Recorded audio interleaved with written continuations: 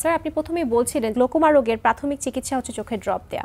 তো আসলে রোগীরা কিভাবে সঠিক নিয়মে এই ড্রপটি দিবেন এবং করোনাকালে আপনার রোগীদের প্রতি উপদেশ কি থাকবে যদি একটু জানাতেন। দেখো, সঠিকভাবে চোখে ড্রপ দেওয়াটা খুবই গুরুত্বপূর্ণ বিষয়। ড্রপ দেওয়ার আগে খেয়াল রাখতে হবে হাতটা যেন ড্রপের মাথায় স্পর্শ না করে। হাতের ময়লা ড্রপে ঢুকে যেতে পারে, চোখে প্রদাহ হতে পারে।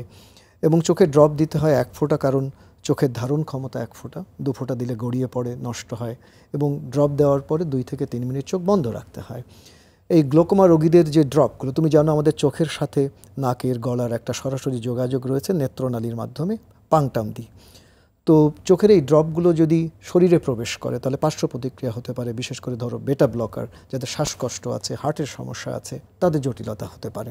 সেই জন্য আমি দেখিয়ে দিচ্ছি, চোখে ড্রপ দেওয়ার পরে চোখের এই কোণাটা 2 থেকে 3 মিনিট হাত দিয়ে চাপ দিয়ে ধরে রাখতে হবে। তাহলে কি হবে যে চোখের এই যে ড্রপটা শরীরে প্রবেশ করবে না, চোখেই রয়ে যাবে। আর চোখে যদি ড্রপটা রয়ে যায় তাহলে সেটা চোখেই কাজ করবে, অর্থাৎ আমাদের চোখের চাপ কমানোর যে কার্যকারিতা সেটা বজায় থাকবে। আরেকটি বিষয়, যে করোনাকালে আপনারা বিশেষজ্ঞের কাছে আসতে পারছেন না, আমার একটি অনুরোধ যে অবশ্যই এই করোনাকালে আপনারা চোখের ড্রপগুলো নিয়মিত চালিয়ে যাবেন।